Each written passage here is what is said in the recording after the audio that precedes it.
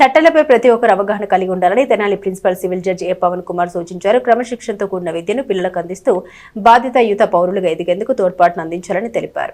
అంతర్జాతీయ మానవ అక్రమ రవాణా దినోత్సవం సందర్భంగా తెనాలి మండల న్యాయ సేవ అధికార సంస్థ చైర్మన్ 11వ అదనపు జిల్లా న్యాయమూర్తి డి శ్రీనివాసులు ఆదేశాల ప్రకారం గురువారం సాయంత్రం స్థానిక చిన్నరామూరు తోటలో న్యాయ విజ్ఞాన సదస్సు నిర్వహించారు.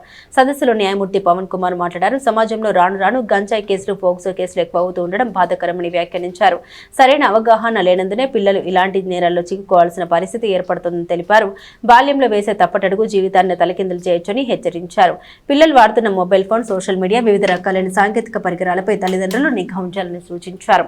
సదస్సులో బార్ అసోసియేషన్ అధ్యక్షుడు Indupalli Rajaram, one town CI Rambabu, న్యాయవాదులు అమీర్జాన్, జయప్రకాష్, అమృతలూరి అశోక్ కుమార్, న్యాయ సేవాధికార సంస్థ సిబ్బంది మహబూబ్, ఎర్రంశెట్టి అనిల్ కుమార్, విజయ్ తదితరులు పాల్గొన్నారు. మానవ అక్రమ రవాణా అనేది కేవలము వారిని ఏదో ఆ బెగ్గర్స్ కింద అడుక్కునే వాళ్ళ కింద మారుస్తారు అని అక్కర్లేదు. వ్యభిచారులుగా మార్చడానికి అవకాశాలు ఉన్నాయి. లేదా అక్రమ రవాణా ఏదైనా చేయించడానికి గంజాయి లాంటివి కానివ్వండి, మారణాయుధాలు లాంటివి కానివ్వండి, ఏదైనా మార్చుకోవడానికి కొంతమందిని ఇన్స్ట్రుమెంట్స్గా, పరికరాలుగా వీళ్ళని వాడుకుంటూ ఉంటారు. ఈ విషయాన్ని మనం గమనించేసరికి చాలా ఆలస్యం అవుతుంది. ఈ పదాన్ని నేను ఎందుకు చెప్తున్నాను అంటే, సర్వసాధారణంగా అన్ని కుటుంబాలు ఎక్కడో లావిష్గా అంటే ఎక్కువ డబ్బు సంపాదన, ఆదాయము ఉన్నటువంటి కుటుంబాలను తీసి పక్కన పెడితే 80% అందరూ కూడా మధ్యతరగతి కుటుంబీకులే. దాదాపుగా 80%, ఒక 20% బాగా హై సొసైటీలో ఉన్నటువంటి కుటుంబాలు. ఆ 20% గురించి మళ్ళీ మాట్లాడతాను. ఈ 80% గురించి మాట్లాడితే ఇప్పుడున్నటువంటి సమాజ రీత్యా ఏ ఒక్క పిల్లవాడి చేతిలో, పిల్లవాడు అన్న పదాన్ని వాడుతున్నాను అంటే చిన్నపిల్లల గురించే మాట్లాడుతున్నాను, నేను పెద్దవాళ్ళ గురించి మాట్లాడట్లేదు. ఏ చిన్న పిల్లవాడి చేతిలో చూసినా కానీ మీరు గమనిస్తే ఖచ్చితంగా యాపిల్ సైజు ఫోన్ తప్పితే మరొక ఫోన్ కనబడటంలా. మరి 20 సంవత్సరాలు తక్కువ లేకుండా జైలు శిక్ష జరిగే చిన్న వయసులో పిల్లల్ని ఎంతోమందిని చూసి బాధ కలుగుతూ ఉంటుంది. నిజంగా వాళ్ళకి ఏమీ తెలియదు, ఇంటెన్షన్ ఉండదు.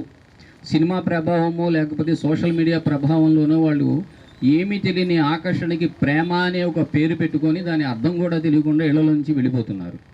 పిల్లలు ఇళ్లలో నుంచి వెళ్ళిపోయేదాకా మనం గమనించుకోలేకపోతే తల్లిదండ్రులుగా మనం ఏం చేస్తున్నాము? ఒకటే గమనించుకోవాలి, మన ఇంటిని మనమే కాపాడుకోవాలి.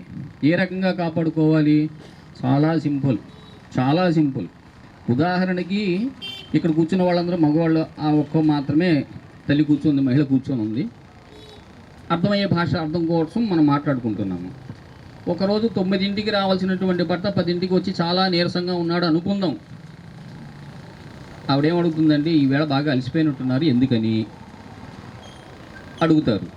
లేదు, మనమే ఇంటికి వెళ్ళేసరికి ఎప్పుడు కాఫీ కప్పునో లేకపోతే ఏదో కాస్త టిఫినో స్నాక్స్ తీసుకొని వచ్చే ఆవిడ మనకి ఎదురు అవ్వకపోతే ఎప్పుడూ కనబడే మనిషి ఈవేళ కనబడట్లేదు, డల్గా ఎందుకు ఉంది అని మనందరం మనుషులమే కనుక ఒకసారి కాకపోతే ఒకసారైనా అడుగుతాం. దేన్ని గమనించుకుంటున్నామంటే మన దైనందిన ప్రవర్తనలో వచ్చేటటువంటి మార్పు ఏదో జరిగింది, అందుకని వాళ్ళు డల్గా ఉన్నారు. ప్రతి హిందువులకి భగవద్గీత, అలాగే మహమ్మదీయులకి ఖురాన్, క్రైస్తవ సోదరులకి బైబిల్ ఎంత పవిత్ర గ్రంథాలో భారతదేశంలో జన్మించిన ప్రతి ఒక్కరికి కూడా భారత రాజ్యాంగం అనేది అంతే పవిత్ర గ్రంథం. మరి భారత రాజ్యాంగం మనకి ద్వారా సంక్రమింపబడినటువంటి హక్కులు, విధులను మనకి గనక భంగం కలిగితే, వాటికి గనక మనం భంగం కలిగితే వాటిని తిరిగి ఎలా సంరక్షించుకోవాలనేది చట్టాల్లో పొందుపరచడం జరిగింది. ఆ చట్టాలు అందరికీ తెలియవు కాబట్టి వారందరికీ మనకి ఆ చట్టాలను తెలియజేసే ఉద్దేశంతోనే ఈ న్యాయ విజ్ఞాన సదస్సులు అనేది జరగడం జరుగుతూ ఉంది.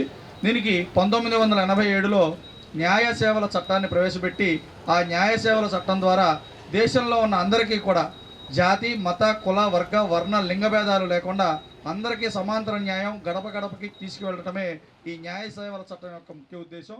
ఈ న్యాయ సేవల చట్టం